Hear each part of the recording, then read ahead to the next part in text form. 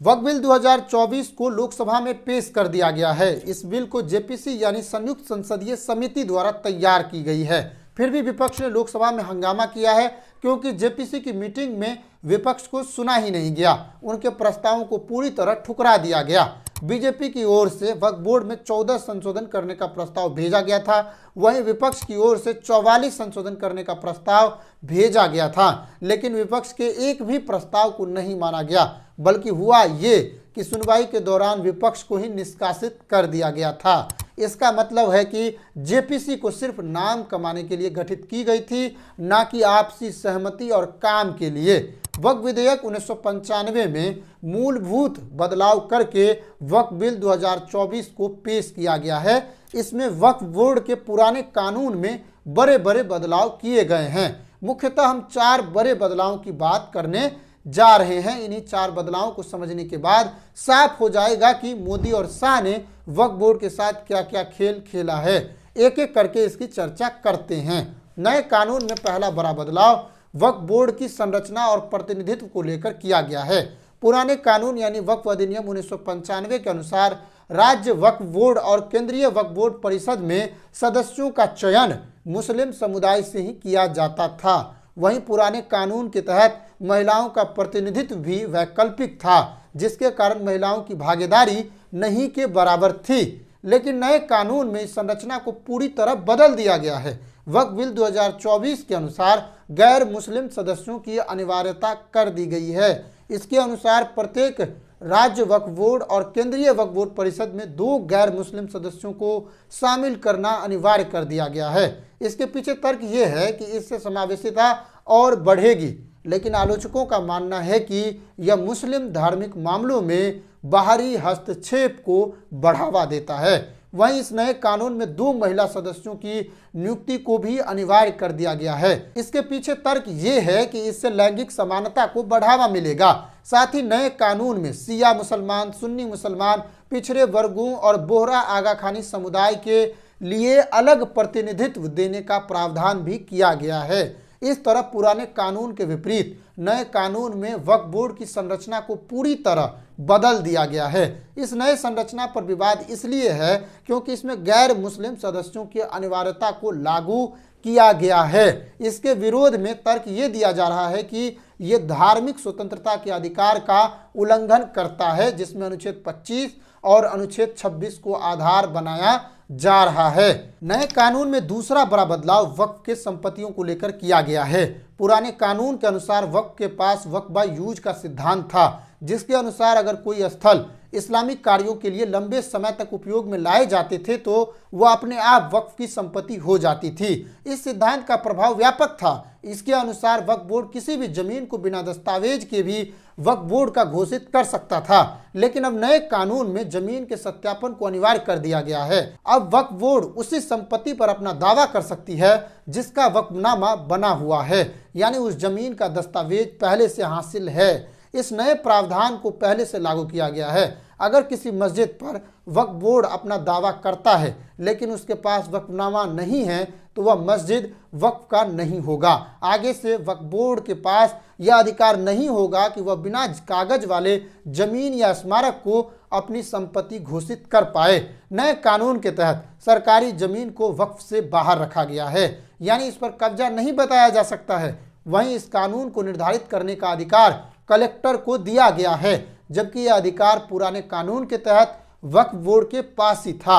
अब इस नए प्रावधान से कई मस्जिद, दरगाह और कब्रिस्तान वक्फ की मान्यता को खो देगा जिसके पास दस्तावेज नहीं है। वहीं सत्यापन की प्रक्रिया को सकारात्मक पहलू के रूप में देखा जा रहा है। दावा है कि इससे संपत्ति के दुरुपयोग पर अंकुश लगेगा। नए कानून में तीसरा बड़ा बदलाव वक्फ के न्यायिक शक्तियों में किया गया है। पुराने कानून के तहत वक्फ ट्रिब्यूनल के फैसले को अंतिम फैसला माना जाता था। ट्रिब्यूनल के इस फैसले को किसी भी न्यायालय में चुनौती नहीं दी जा सकती थी, लेकिन अब नए कानून में वक्फ ट्रिब्यूनल के फैसले को 90 दिनों के भीतर उच्च न्यायालय में चैलेंज किया जा सकता है, यानी अपील किया जा सकता है। इस प्रावधान को लाते हुए सरकार ने कहा कि इससे पारदर्शिता और बढ़ेगी। साथ ही वक्फ ट्रिब्यूनल के पैनल में भी बड़ा बदलाव किया गया है। अब तक मुस्लिम कानूनों के विशेषज्ञ इसमें शामिल होते थे, लेकिन अब इसके जगह जिला न्यायाधीश और राज्य सचिव को भी शामिल किया जाएगा। अब नए कानून से सवाल उठता है, मुस्लिम कानून विशेषज्ञों को हटाने से धार्मिक विवादों का निपटारे में जटिलता आ सकती है और यहाँ से विपक्ष कह रहा है कि इस्लामिक न्याय शास्त्र की अनदेखा की जा रही है और एक ये विवाद का मुद्दा बन गया है। नए कानून में चौथा बड़ा बदलाव वक्फ बोर्ड के नियंत्रण को लेकर किया गया है। पुराने कानून के तहत वक्फ बोर्ड को स्वायत्तता प्राप्त थी और संपत्ति पर पूर्ण रूप से नियंत्रण था। वक्फ बोर्ड के पास इसका नियंत्रण पूरी तरह था, लेकिन अब नए कानून के तहत संपत्ति का सर्वेक्षण और स्वामित्व निर्धारण का काम जिला कलेक्टर करेगा। अगर कलेक्टर को यह फैसला करने का अधिकार होगा कि संपत्ति का निर्धारण और सर्वेक्षण कैसे होगा, इसका मतलब है कि केंद्र सरकार के नियंत्रण में इस अधिकार को ले लिया गया है, जो कि अब तक वक्फ बोर्ड के पास ही था। इस प्रावधान से वक्फ बोर्ड की स्वायत्तता कमजोर हो सकती है और सरकारी हस्तक्षेप को बढ़ावा मिल सकता है। इस तरह वक्फ बोर्ड के नए कानून में 4 मूलभूत बदलाव किए गए हैं जो पुराने कानून से बिल्कुल उलट हैं। नए कानून के कुछ प्रावधानों जैसे महिलाओं की भागीदारी और संपत्ति के सत्यापन को लेकर मुस्लिम समुदाय में भी सहमति है, वहीं इसके अलावा सभी प्रावधानों पर असहमति है। विपक्ष की ओर से नए कानून से संविधान की अनुच्छेद 14 यानी समानता, अनुच्छेद 25 यानी धार्मिक स्वतंत्रता और अनुच्छेद 26 यानी धार्मिक संस्थाओं का प्रबंधन, इसका उल्लंघन करता है, ये दावा किया जा रहा है। नए कानून से एक बात तो स्पष्ट हो गई कि इस कानून के जरिए वक्फ बोर्ड को नियंत्रण में लाया जाएगा। इस कानून से वक्फ की संपत्तियों में कमी आएगी, वक्फ के अधिकार को सीमित किया जाएगा। दूरगामी असर देखें तो नकारात्मक ही हो सकता है, क्योंकि आने वाले समय में कानून में और ज़्यादा उदार बदलाव किए जा सकते हैं और कुछ ही समय में वक्फ के सिद्धांतों को लेकर एक नया अपडेट भी मिल सकता है।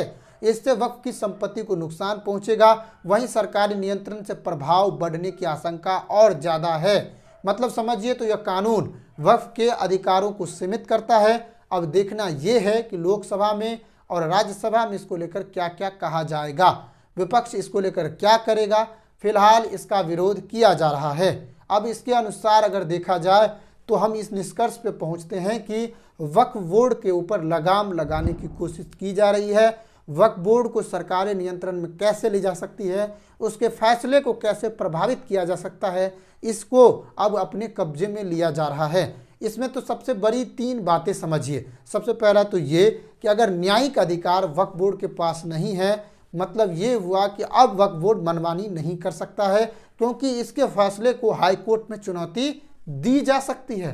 पहला बड़ा बदलाव तो यही समझिए। दूसरा बड़ा बदलाव उसके सदस्यों को लेकर किया गया है, यानी अगर गैर मुस्लिम सदस्य उसमें शामिल होंगे तो इसमें निश्चित है कि धार्मिक हितों के बदलाव में टकराव आएगा, क्योंकि गैर मुस्लिम सदस्य का थिंकिंग अलग होगा और मुस्लिम सदस्य का थिंकिंग अलग होगा, दोनों में आपसी टकराव होगा और नियमित काम को लेकर एक बाधा उत्पन्न होगा। तो मतलब गैर मुस्लिम सदस्य जो है वक्फ बोर्ड के लिए हानिकारक हो सकता है, ऐसा दावा है। तीसरा ये कि उसमें महिलाओं को भी अनिवार्य कर दी गई है। हालांकि ये एक अच्छा प्रस्ताव हो सकता है, क्योंकि महिलाओं के आने से, उनकी भागीदारी को दिखाने से मुसलमानों के प्रतिनिधित्व में भी महिलाओं की आगे आने की संभावना और ज़्यादा बढ़ेगी। इस तरह कुछ चीज़ें मूलभूत में बदलाव किया गया है। एक और बड़ा बदलाव जो इसमें किया गया है वो ये कि इसमें सरकारी हस्तक्षेप को बढ़ावा दिया गया है। जैसे जिला कलेक्टर को अधिक शक्ति दी गई है, इससे वक्फ ट्रिब्यूनल की शक्ति को कमजोर किया गया है।